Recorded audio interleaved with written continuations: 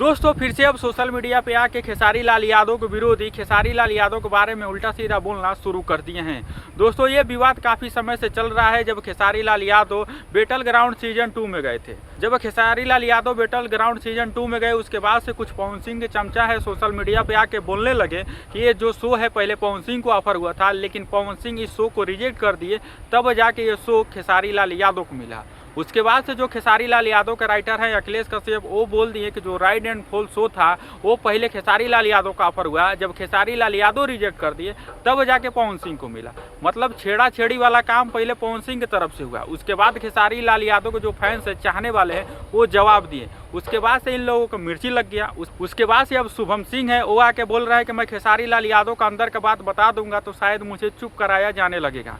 सबसे पहली बात ये कि है कौन, इनको जानता कौन है। खेसारी लाल यादव के नाम पर ये लोग वीडियो बनाते हैं, अपना टीआरपी बढ़ाते हैं, और ये लोग बोल रहे हैं कि मैं कुछ बोल दूंगा तो मुझे चुप कराया जाने लगेगा। मतलब भाई बेशर्मी की हद होती है। पवन सिंह, खेसारी लाल यादव, ये लोग तो लाइव आके नहीं बोले कि शो पहले मेरे को ऑफर हुआ था, लेकिन जो ये पवन सिंह के चमचे हैं, ये बस खेसारी लाल यादव के साथ में विरोध करते हैं, विरोध करके अपना टीआरपी बढ़ाते हैं और खेसारी लाल यादव के ऊपर ही इल्जाम लगाते हैं।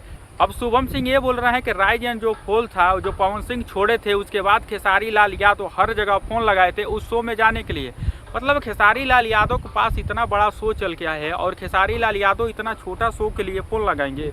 मतलब भोजपुरी के सबसे बड़े स्टार हैं खेसारी लाल यादव, हर जगहों पर उनको जाना जाता है। क्या खेसारी लाल यादव एक छोटा मोटा शो के लिए हर जगह फ़ोन घुमाएंगे? मतलब ये चुतियापा का हद है। बस खेसारी लाल यादव के बारे में आके उल्टा सीधा बक देना है।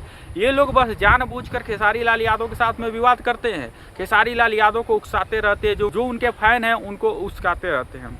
ये जानबूझकर विवाद करते हैं ताकि उधर से कुछ बोले, ताकि इधर से कुछ बोले, विवाद चलता रहे, हम लोग का टीआरपी बढ़े, हम लोग पैसे कमाते रहें। बस इन लोगों का यही काम है, क्योंकि पवन सिंह की तरफ से तो कोई कंटेंट मिल नहीं रहा है। तो ये लोग बोले चलो खेसारी लाल यादव को ही छेड़ देते हैं, खेसारी लाल यादव को छेड़ेंगे तो दुनिया भर का कंटेंट मिल जाएगा, और इसीलिए ये लोग खेसारी लाल यादव को छोड़ते हैं और कंटेंट भी तोड़ते हैं और अपना वीडियो बनाते रहते हैं। बस खेसारी लाल यादव का नाम का ये लोग को टीआरपी चाहिए। बता रहे खेसारी लाल यादव के अंदर का बात जानते हैं। मतलब तुम इतना बड़ा स्टार हो, क्या प्रधानमंत्री हो, जो खेसारी लाल यादव के बारे में अंदर की बात जानते हो?